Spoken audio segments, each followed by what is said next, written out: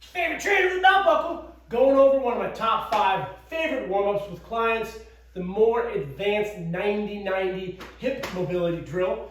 So I will do this with my clients. I will set them up. You're gonna have a 90-degree angle on your left leg, which will be an external rotation at the hip. You're gonna be flexed at the knee. I like dorsiflexion of the ankle. The trailing leg is gonna be internally rotated at the hip. You're also gonna have that 90-degree angle and then dorsiflexed. So when we do this drill, I start out just by coming over this leg, come back up. That's rep number 1.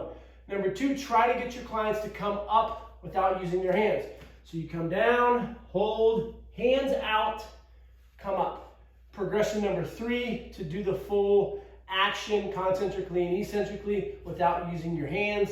Touch down, hold, and come back up. Then I'll progress into the opposite leg and I'm going to get some internal rotation. So we're going to drive into the ground and then come back down. This is a scary one because dead space is an area where you can get passively as the trainer or using your hand to help get to that range of motion. And if you can't control that, that's an opportunity to potentially injure yourself. So what I mean by that is you're going to get a lot of clients who are going to go like this, no internal rotation. But then when they use their hand, they can get up significantly more range of motion. So if you can get more than about 15 degrees of range of motion, that dead space is where you're most likely to get injured. So again, what I mean by that is you can only go here. That's going to be actively. Now passively, you go to here. And if you take your hand away and it goes, that's not good. That dead space is where injuries are very likely to happen. So you can get a band, use your hand, use a sock or whatever, pull up and work on the eccentric control. Big deep breath. Hold and come down. And you can work on external, keep this leg down. No eye contact. Don't creep me out here. Down, up, down. And you can rotate to the other side. And the same thing. You're going to work on getting that range of motion internally, holding, opening up, back down.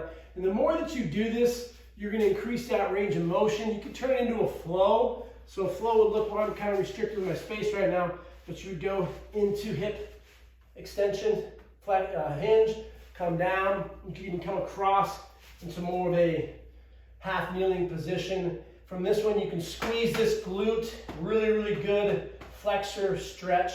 See a lot of people, when they do their flexor stretch, they're doing all this weird shit, not really getting the psoas and the rectus femoris. Squeeze your glute and then just posterior tilt into it. You feel a good little stretch there.